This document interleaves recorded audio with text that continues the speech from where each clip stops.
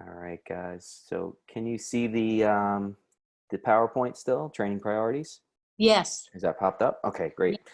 So we're going to talk today quickly about training priorities and kind of what people think they should be doing for specific goals, and then what might be a little bit of a different way, but maybe a logical way of thinking about things. So the typical training goals that we have for people when they come to the gym are usually some variation of these five things. Like it's either get faster, get stronger. If it's an athlete, usually get faster, get stronger, get lean and fit, get bigger, or feel better. So your get faster crowd, that's going to be a lot of our athletes that come in. Same thing with stronger.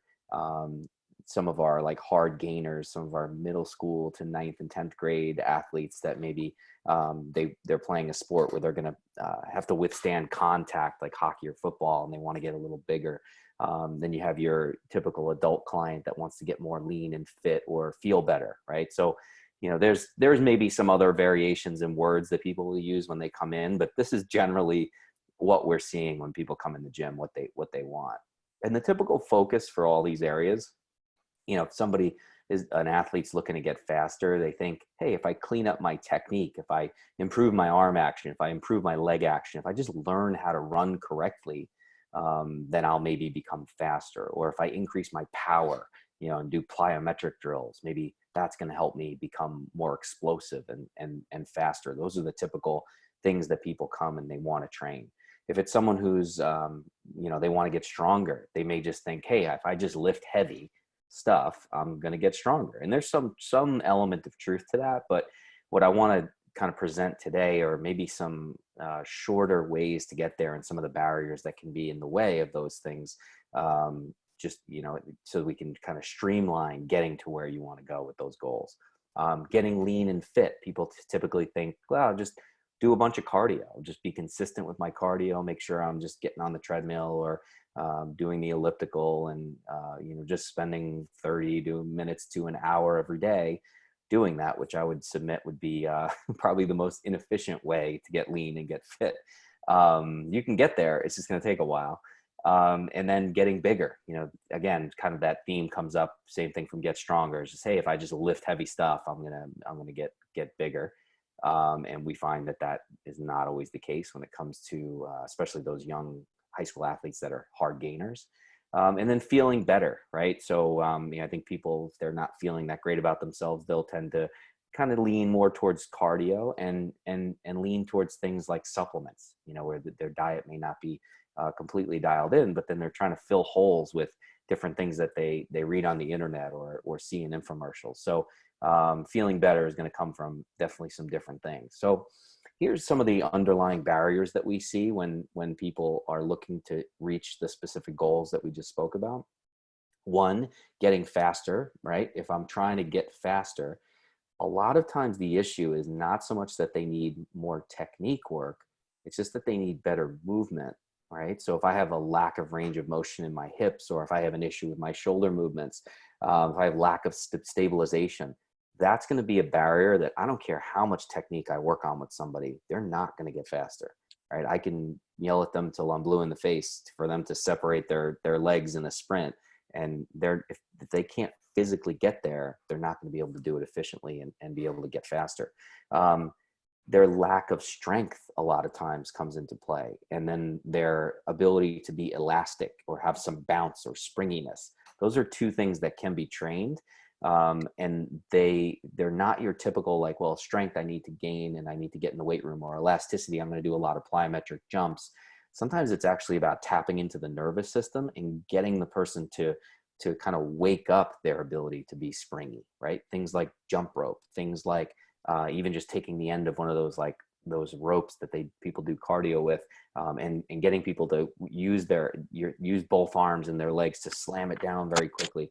That actually just wakes up the nervous system, and you'll find that people can do things more explosively and faster once they do that. So kind of interesting ways to just tap into different systems of the body to get more power and elasticity and strength right now, right? Most of the high school athletes that we see that are lacking in speed, the issue is more their strength, and it's not so much technique. You've probably seen some people who are really fast and have terrible technique. They're able to compensate. I'm not saying the technique isn't important. I'm just saying that it's not the only thing, right? Being able to run really clean doesn't always mean you're fast. It just means you run with good form, and you could still be slow. So yeah, it's always going to be helpful to be efficient, but with that kind of theme, we want to be efficiently getting you faster, and in that way improving somebody's movement, improving their strength, and elasticity is going to do it way quicker than just sending them to a track coach to do form running drills. Okay. Then your get stronger people, right? A lot of times it's, just sending them to the weight room and having them lift more weights might get them stronger at those lifts, but it doesn't necessarily get them stronger for the sport they want to play. Perfect case in point, we trained a football team years ago. 2 years ago, we screened almost 100 players. 100 of those players, there was probably maybe 60 to 65% of them were lifting weights in the weight room 3 times a week, right? So they should be getting stronger.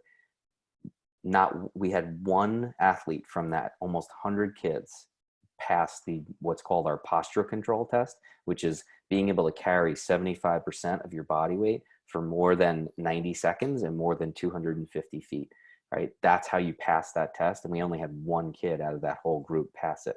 So that 60 to 65% of kids that were lifting in the weight room might have been seeing increases in their squat, increases in their deadlift, increases in their bench press, but they didn't have functional strength you can use, which is what you need for football, what you need for hockey, what you need for all these different sports. So, how much of that strength in the weight room is actually transferring over to the field when you can't hold only 75% of your body weight? So we do some challenges with teams like that where we have them do those carries, or we have them bear crawl up and down a hill. Like, if they're not able to have enough strength to control their own body weight, I don't really know that the things that are happening in the weight room really make all that much of a difference. So, postural integrity, being able to be in postures for extended periods of time with load, being able to withstand the demands of my own body moving in space, motor control, right? These are important things to be able to develop before we look to the weight training in the room to get stronger at those other lifts. I'm not saying that lifting weights could help you with your performance. It's just, we've got to make sure we're building that underlying foundation of motor control and posture control first. And then we move to getting lean and fit, right? A lot of times it's not that they need more cardio, it's that they need to look at their dietary choices, right? So dietary choices, and I think one thing I forgot to put on there that I wanted to put there was also their sleep and their resting habits. How much of a balance they have in their work to rest ratio, and how well are they recovering, right? So people can, go ahead and just keep adding cardio and adding cardio and adding cardio, but at some point you're just going to become overtrained, and you're spending a whole lot of time where you can more efficiently get there, getting lean and fit through better dietary choices, and better kind of mapping of having enough rest to balance out the work that you're doing. Getting bigger. A lot of those hard gainer athletes that we have, they're lacking calories. I mean, most of our athletes that come in, and TJ, our head coach, who does a lot of our nutritional consults, will tell you, even the kids they're not able to get stronger, get bigger, and even perform at the levels that they want to perform at, not because they're not doing the performance training things, it's because they're not getting enough fuel. And if we don't think of calories and food as fuel and being consistent with that, we're not going to get the gains that we want. A lot of times those people that come in, usually it's parents that are concerned about the size of their young athletes and the sport that they're about to play, and taking impact from other players, and kind of it's more from a safety perspective. They want to get bigger.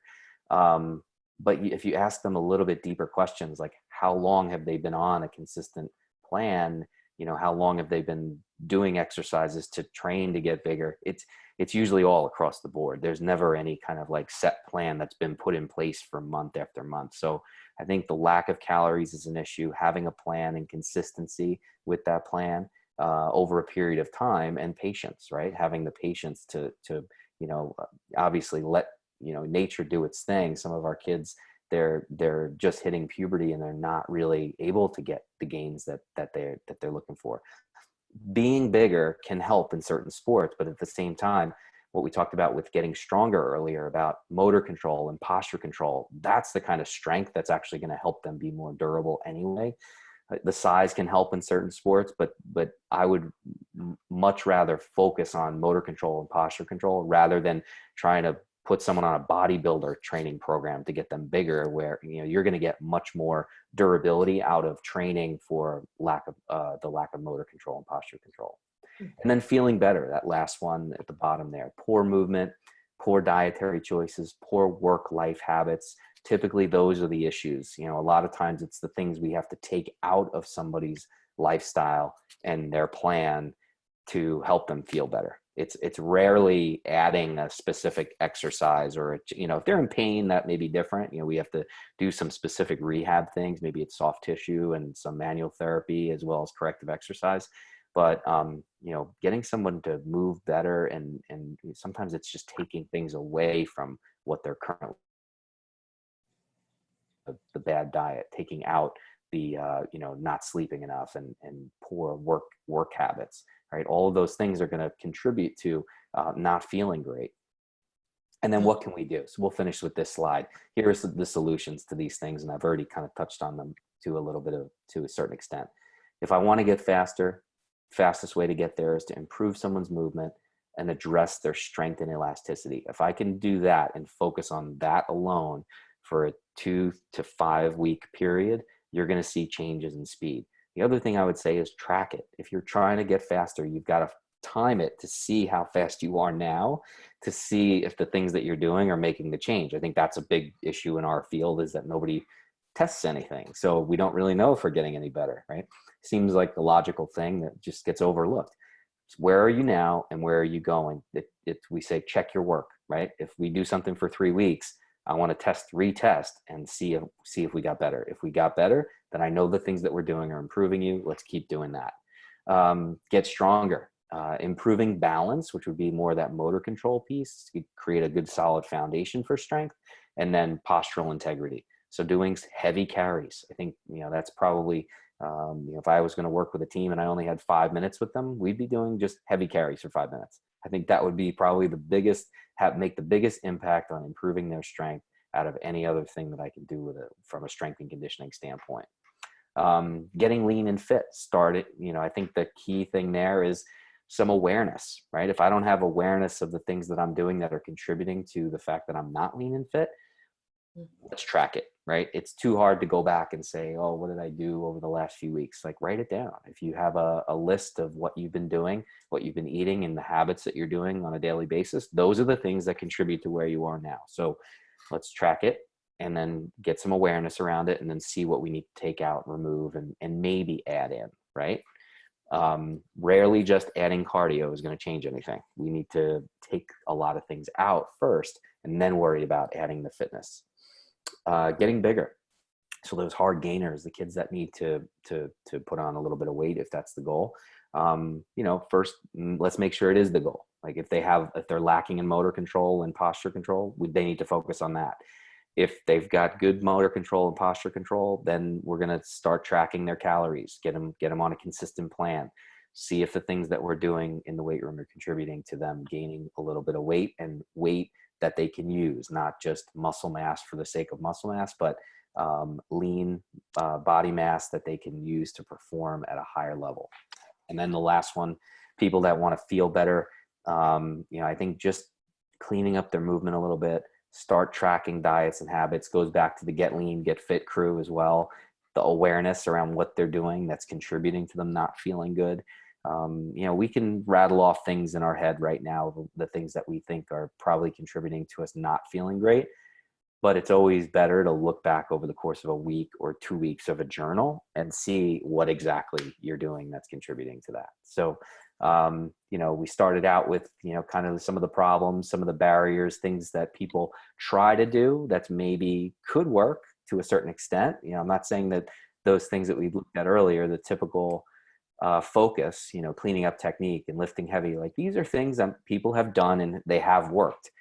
I just want to show that there are other barriers that are underlying that you may not be aware of, and then what we can do to maybe be a little more efficient to get there. because at the end of the day, if you get to the goal and if it's not your idea, like, hey, if you have a better idea and it gets you there faster, I'm all for it. Whatever gets us to the result is getting us to the result. I'm not, married to any specific modality or way to get there. If you tell me that, imagining the color blue with my eyes closed every night at 8 p.m. is going to get me bigger and get me stronger or get me faster. If that's what does it, then hey, I'm all in. This is just over 18 years of doing this and having a lot of great mentors. This has been what we've seen and been able to help people move closer to their goal faster by doing this stuff rather than what people traditionally do in the gym. So I'll finish with that. And if you guys have any questions, we can discuss those now. No, that I like that. It's not what you see on the surface. It's digging deeper and getting to the source of the problem so you can get a solution. Right. That was good. I think Good. that was very informative. Mm-hmm. All right. Good. Thanks, Eileen. Yeah. What works best for you guys, or what do you find like are your go-tos for your postural control? The guys that you see, like what seems to help the most with improving the loaded carries? Mm-hmm. So the main one, I mean, you could do on a lower level stuff like the tall kneeling kettlebell in front or back, so an anterior hold or posterior hold with some breathing and some head turns. That would be more of like a starting point. But if it is truly their weak link, like they've checked the box on the movement screen and they've checked the box on motor control, so they pass lower body and upper body motor control, and you've seen us do that in the gym. If their true weak link is the posture control, like the first thing that they fail in that hierarchy is that, then it's the 6-way posture carry. So it's 10 minutes on the clock. We do the overhead hold with the kettlebell. We do the rack grip and the suitcase grip. So you start it overhead and you just start walking with posture. Once you start to bend the elbow or you're not able to hold that position anymore, they bring it down. And then once they're not able to do that, then they bring it down here. And they only do it on one side. So it's kind of an off-center load. Now, you pick the weight for that by doing a upside down, bottoms up hold. It's, can you hold it? Can you walk with it? Can you squat with it? Can you press it? So let's say I use, Eileen's buying an 8-kilogram kettlebell today. Let's say I use the 8 kilo and I can do that on my right arm. And then I grab it in my left. I can do it. I can walk with it. I can hold it. I can walk with it. I can press it. And then I can squat with it.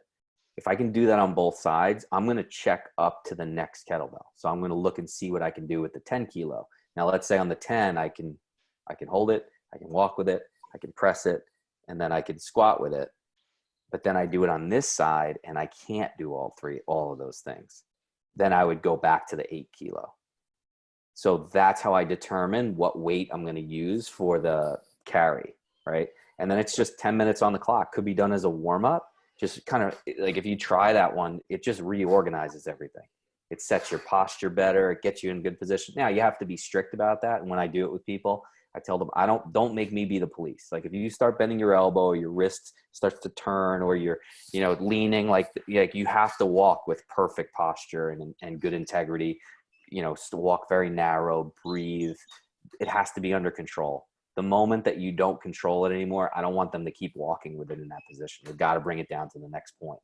And then there's going to be a point where this starts to look ugly. And then they hold suitcase. And then that's going to look ugly. Then you switch arms. So you go to the left side. And then you go to the here. And then you go to the suitcase. Right? So you can continue to change. As soon as I can't do suitcase on the left, then I switch to the right side. Not yet, buddy. I got Francis is in the back. Francis, want to say hi? Wave real quick. You're going to be on the video too. We're recording now. Okay? I'm out of here. All right. So so that one is if it's their true weak link. So now just to go back, if let's say you start trying to work on that, but their real problem is in motor control, I don't know that you're going to see the change. Or say their real problem is active straight leg raise or the push-up. Like the push-up especially, if they don't have that ability to resist extension stress, but you put them in that, like you're not going to see changes until you correct the push-up. So we fix the push-up first, then we work on the loaded carry stuff.